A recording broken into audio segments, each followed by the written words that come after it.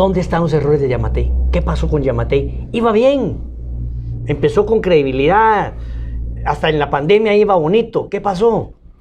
Yo creo que pues ya es natural en la humanidad de Alejandro Yamatei esos rompimientos de buenas relaciones. Porque yo creo que Alejandro y Guillermo Castillo trabajaron una campaña juntos, trabajaron un proceso para poder llegar al poder. Pero se distancian, no tenemos la verdad de cuáles son las razones, pero hay un rompimiento, por ahí empezamos. Por ahí creo yo que empieza Alejandro quizás a escuchar otras voces equivocadas, sin experiencia, que le empiezan a marcar otro rumbo, otra ruta de gobernabilidad, y es en donde él también se pierde. No veo a un Alejandro con un programa de gobierno, no lo vi a él con un plan. Tuvo 6 meses exactos como para haber armado un equipo de trabajo en los diferentes ministerios, en las direcciones. Y al final nos damos cuenta que tuvo que ir cambiando piezas y que las que puso tampoco han rendido al pueblo de Guatemala la necesidad que el pueblo tiene que cubrirse. De ahí que ahorita que acaban de darse ya unas estadísticas de las inversiones y del funcionamiento de los ministerios, la mayoría están en rojo, es decir, no hubo ejecución.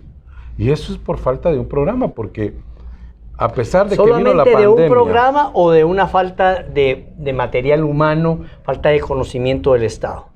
Por eso decía que no hubo un equipo que realmente él analizara y determinara que era el idóneo para ir a administrar todos los recursos del gobierno. Entonces, esos 6 meses desgastados en viajecitos y un montón de cosas. Entonces, arma un equipo que no le rinde o que él no los deja funcionar. Eso podría ser también, ¿verdad? Por la característica que decía al principio humana de Alejandro, que le gusta mandar, le gusta...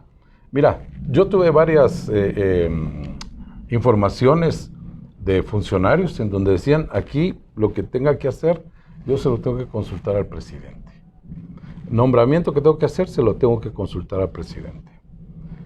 Pago que tengo que hacer, se lo tengo que consultar al presidente. Compra que tengo que hacer, tengo que consultárselo al presidente.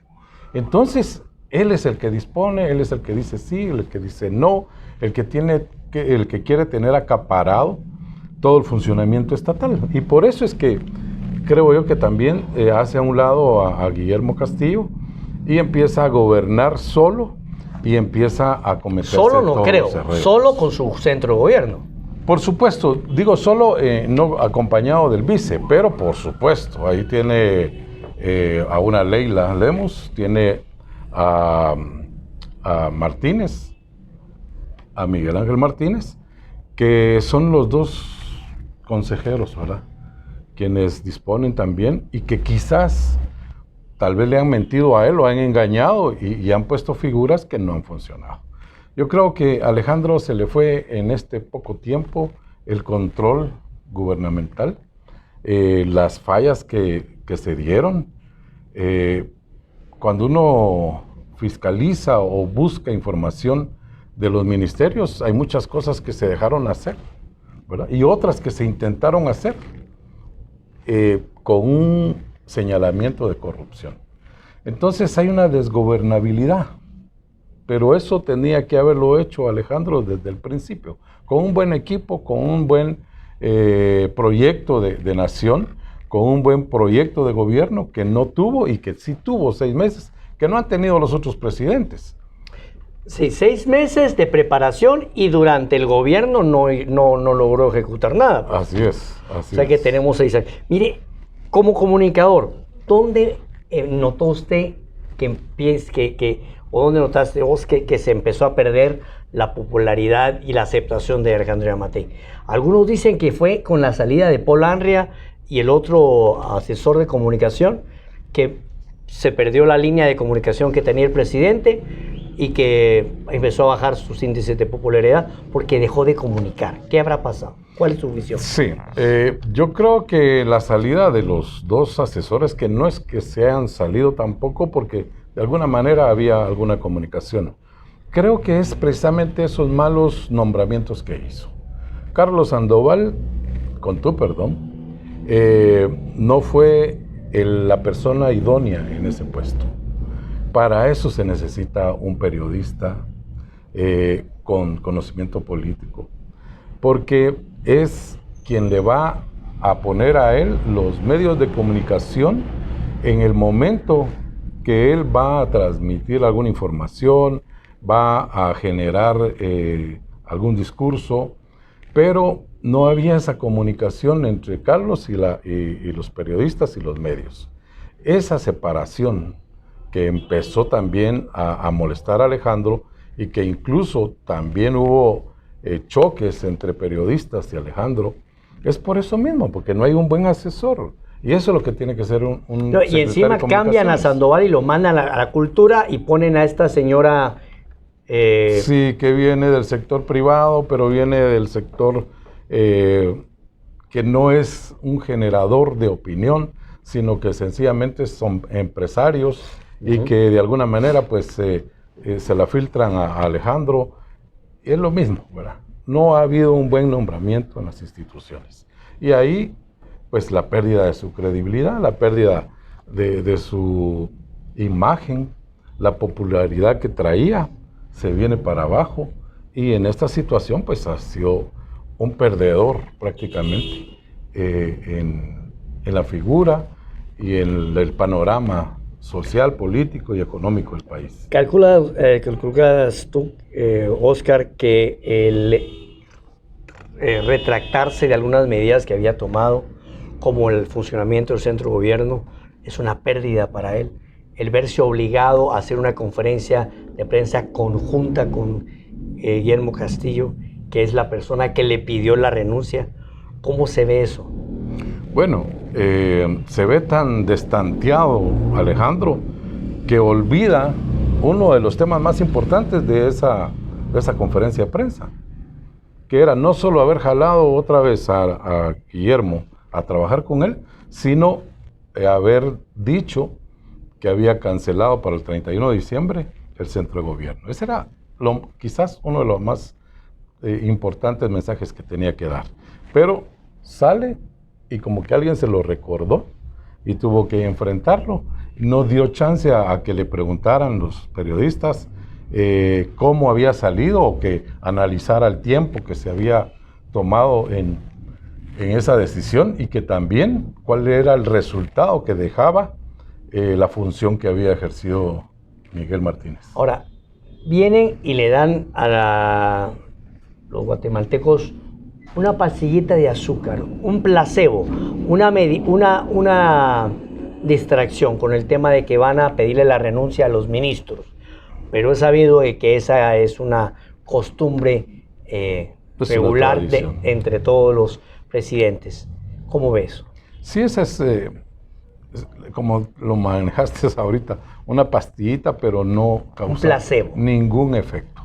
Ningún efecto porque a todo el mundo sabe que eso es tradicional.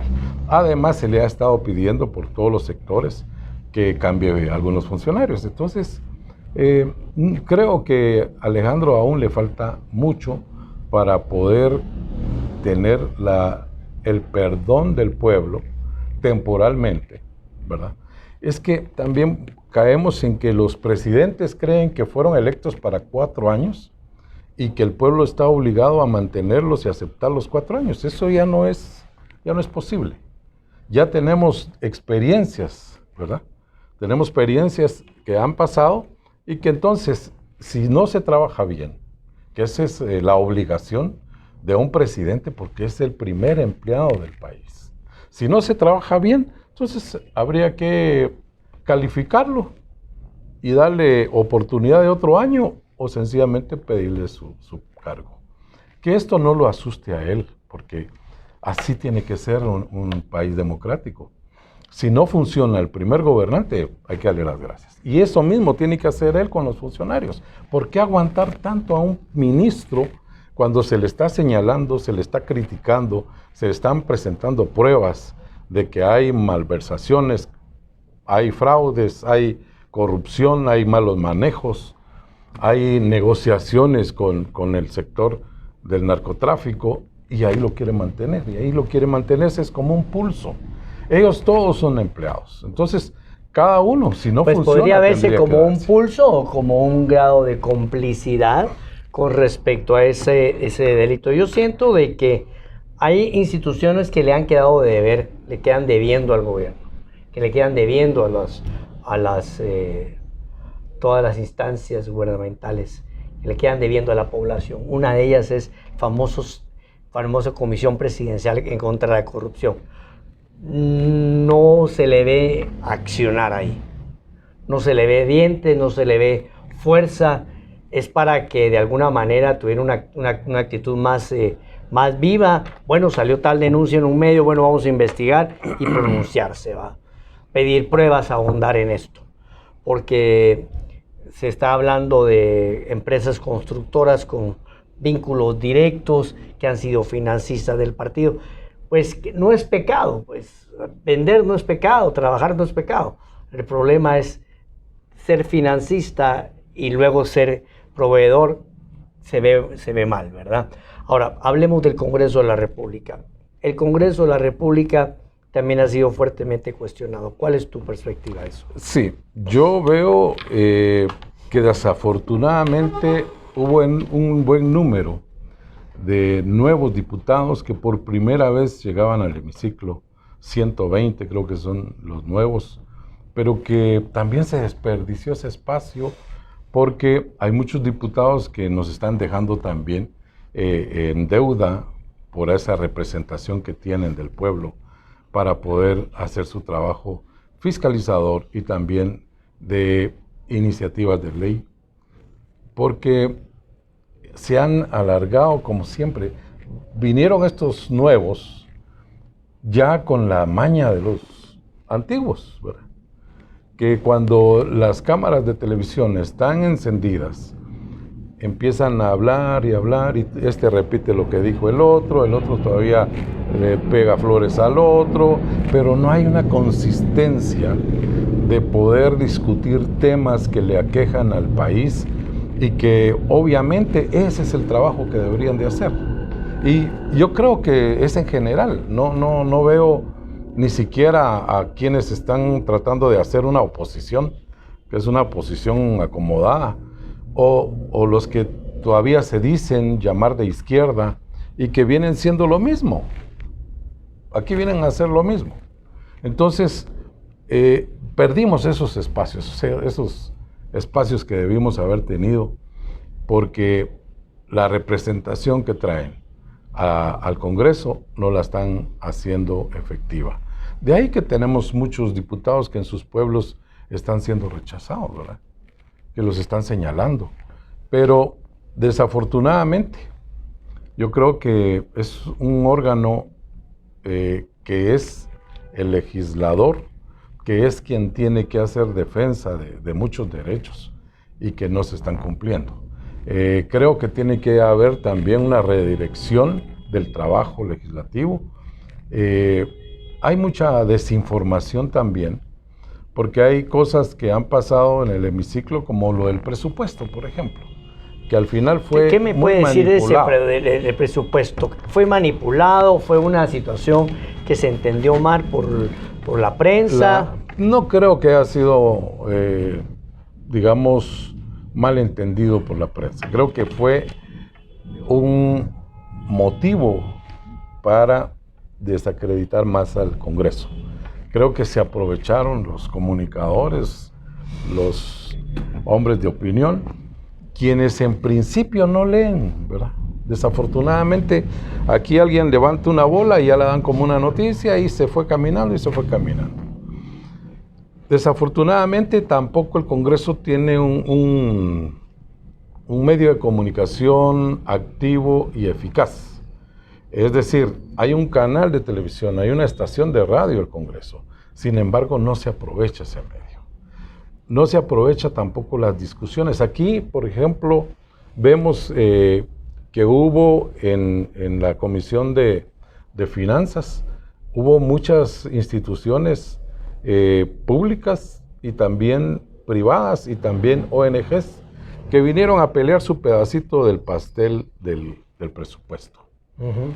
Las escucharon los de la comisión y ellos no hicieron resonancia de lo que vinieron a hacer. Y cuando viene la andanada de críticas a la legislación, entonces callados todos. Pero aquí muchos actores inciden y también tienen responsabilidad de lo que está pasando en el Congreso. Porque las iniciativas de ley no vienen del cielo. Las iniciativas de ley son consensuadas y son discutidas por sectores. Pero cuando algo pasa en el Congreso, entonces quieren hacer piñata de él. Repito, hace falta mucho todavía que los diputados se comprometan a hacer un trabajo más eficaz, pero los medios de comunicación juegan un papel muy importante y hay que también responsabilizar a los medios de comunicación, no solo por lo del presupuesto, pero imagínate también las manifestaciones, ¿verdad?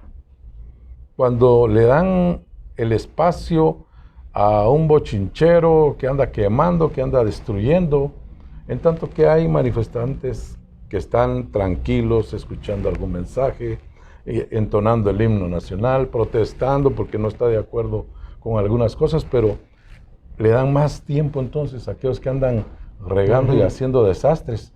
Que realmente no hay un conocimiento realmente de eso. Ahora, vemos que la situación está complicada, que la coyuntura deja un rastro de inconformidad, no solo en la plaza, sino que en los analistas políticos de todos los medios de comunicación, que se agarran de estos errores del gobierno, algunos para acrecentarlos y se enquistan en ellos. Pero los errores ahí están, pues. La falta de socialización, como tú mencionaste, del presupuesto. Si se están haciendo las cosas, ¿por qué no se avisan? Porque sí hubo una discusión, pero no se socializó. Ahora, queda el presupuesto anterior, pero ese presupuesto todavía va a ser modificado por la nueva Comisión de Finanzas. O sea que a la final otra vez le vuelve la pelota al Congreso con un presupuesto de 2020, que era el del 2019, pero que con ampliaciones hasta es más grande que el actual. ¿Cuál es el futuro del gobierno? Se auguran cambios. Hay quienes hablan de un relevo de poder. ¿Se ha hablado algo de eso? ¿Qué has escuchado? Bueno, yo creo que viéndolo desapasionadamente, creo que Alejandro tiene la oportunidad de estabilizarse, de estabilizar el funcionamiento del terminar el periodo. De terminar el periodo. Es que a compadre hablado, él tiene que hacer los cambios que se le están señalando.